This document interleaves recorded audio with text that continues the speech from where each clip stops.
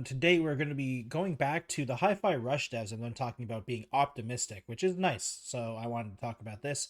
We are going to be PC Gamer, and this is by Harvey Randfall. I appreciate the article. It'll be linked down in the description if you want to check it yourself or if you want to read along. Hi-Fi Rush devs brim with optimism after their near closure experience.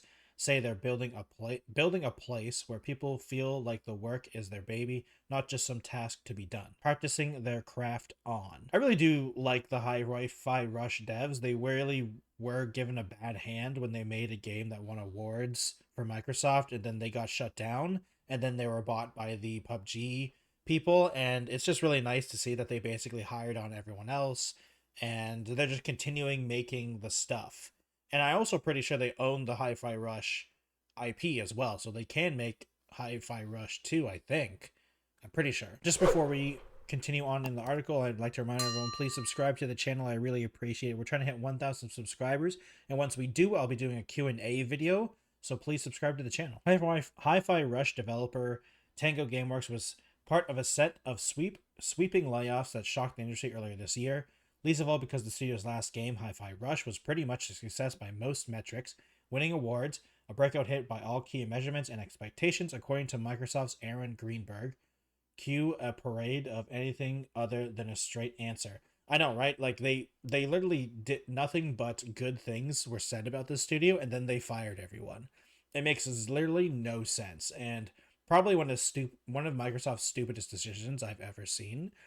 Simply because they were amazing developers and they made some amazing games. And I still don't really see the logic other than the fact of like just the bottom line logic, like just the pure financial bottom line logic. Because when you have less people on your staff, you're technically making more money because you don't have to pay them, which is stupid. But you know, it's how the world works. Luckily, Krafton, PUBG's publisher, came in at the last minute to snatch Tango from going the way of the dodo, acquiring the studio 3 months after its closure had been announced.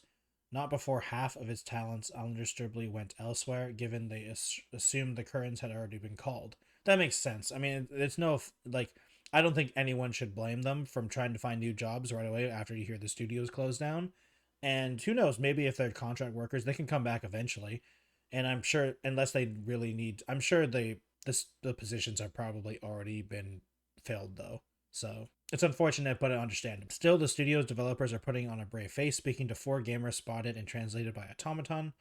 General Manager Colin Mack, creative director John Jonas, and developer director Kazuki Igashari all had some optimistic words to share. For Igashari, nothing's changed about the studio's goal to make a stab at breakout IPs, whether they fly like Hi-Fi Rush or amber more like Ghostwire Tokyo. Oh, right, they made that too. Tango Gameworks' goal is still IP creation, while the ability and thinking required to create something from nothing cannot be acquired overnight. We have the members with the know-how to do this, and we want to expand. And expanding, they are, with several positions at the studio site still open for future projects. Oh, okay, so they are hiring, which makes sense, because you want to fill those positions, because those people who got new jobs that left the studio, it's understandable, and it sucks that they did, because who knows, they didn't know they were being saved, but you still need to fill those positions and you can't wait for them, especially if they have multi-year long contracts. Jonas adds that he wants Tango to be a studio where people feel like their work is their baby, not just some task to be done, with Mac chiming in to add that we want to make unique and interesting games for everyone who has supported Tango Gameworks up until now, so please look forward to them. I am looking forward to them. I personally didn't play Hi-Fi Rush because unfortunately for me, like, I'm not into those types of games, but when I watched it, I was like, man, if I liked this type of game, I would generally enjoy it, and I think these games should exist. These, like, single player, oh, not indie, but, like, single player, like 20-hour max games, you know, where like it's not a 80-hour RPG with tons of filler content. As to whether or not acquisitions will impact on how that goes, Johannes is confident that they can hit the ground running. A lot has happened this year, but Tango Gameworks itself hasn't changed. Rest assured that the acquisition will have no effect on our future games. I mean, even the CEO of the company that acquired them, the what's it called, Krafton, they even said that they're not going to be touching. They want them to just continue with do what they do.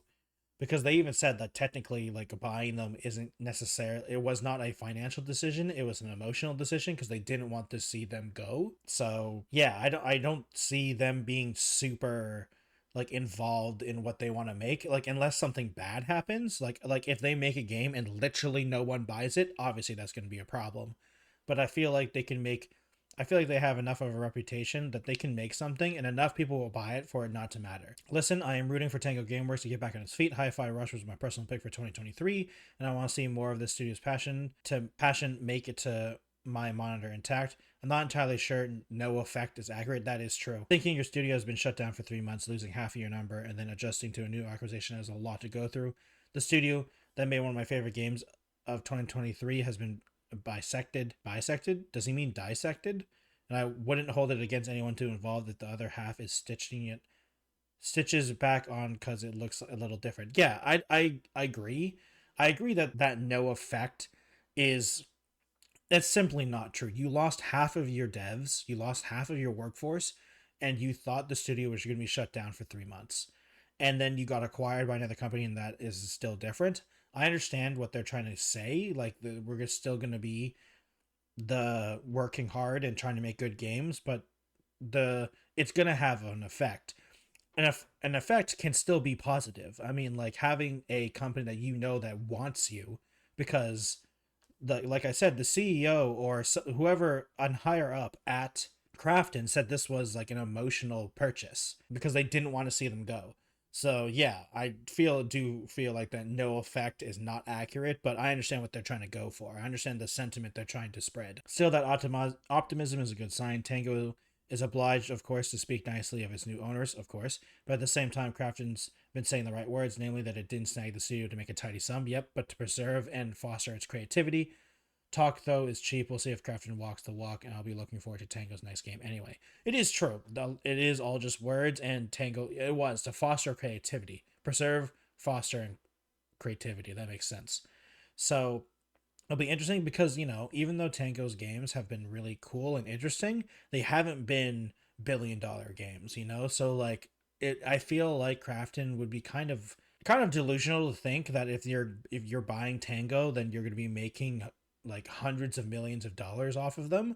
Like, I'm sure you can make profit off of them, but I don't think you're going to be making that kind of money with them unless they make, like, it's one of those things where Tango could become one of those companies, but I don't think you should plan for that because they are the companies that are just making games, and like sometimes they're going to be more popular and sometimes they're going to be not as popular because they also, like, they're making different games. Like Ghostwire Tokyo and Hi-Fi Rush are weird games, and those games sometimes they sell crazy and sometimes they don't. So it's really like like obviously all video games, when you make a game, sometimes it will sell, sometimes it won't, but they're like really rolling the dice with their games because they're not even playing it safe with anything. Basically, they're always they're rolling the dice on every single aspect of the game. They're not playing it safe with basically anything other than the fact that they believe in the game being good and they put in the work to make it good. So yeah, I feel like it'd be kind of weird if Krafton really thought that, considering the games that they've put out before. And I mean, I hope they do keep to their word of preserving and foster its creativity. We'll see. I think the big thing is whenever Tango's next game comes out, that's going to be the real thing. Because if it's a financial failure, we'll see how if Tango is okay and Krafton is okay with that. That's the real test, honestly, because everything else is just we'll wait and see. But this is going to be the real test, whatever Tango's next game is. But I think Tango's next game will be fine. And I hope it is fine. And I'm going to be interested in seeing it. I can't remember if they have its the IPs or not, but we'll hopefully see it to see if they will make a Hi-Fi Rush 2. I know they don't have Ghostwire Tokyo. They don't have that IP, I'm pretty sure, but they did get Hi-Fi Rush. So it'll be interesting to see if they're able to make a sequel for that and or just make something new. Like I said, like they said themselves, they want to create new IPs and new ideas. And doing that every time, I do feel like you shouldn't always be doing that. Making sequels is nice. And like making sequels can be good as long as you don't just get stuck making sequels. I feel like I feel like that's what they truly means. Like they don't want to be stuck making a sequel. Like I do think a Hi-Fi Rush 2 would be nice, but I understand if after the Hi-Fi Rush 2 they want to make something new. Like they don't want to do Hi-Fi Rush 3, 4, 5 type of deal. I'd be totally down for a Hi-Fi Rush 2, and then their next thing. I'd be cool with that. Because I do think you should be able to build on an iterative design some things. But understandably, obviously, you want to make something new eventually. So, yeah, we'll see. We'll see. I do think the next game will be the biggest test, though, with whole Krafton and everything like that. Thank you, everyone, for watching today's video. I really appreciate it. Please subscribe to the channel. We're trying to hit 1,000 subscribers, and once we do, we'll be doing that Q&A video. I really appreciate it. If you'd like to follow me on other places, I have a Twitch, Twitter, Instagram, TikTok, Threads, and Blue Sky, and any of those social media platforms. Thank you, everyone, for watching today's video, and I'll see you next time. Goodbye, everyone.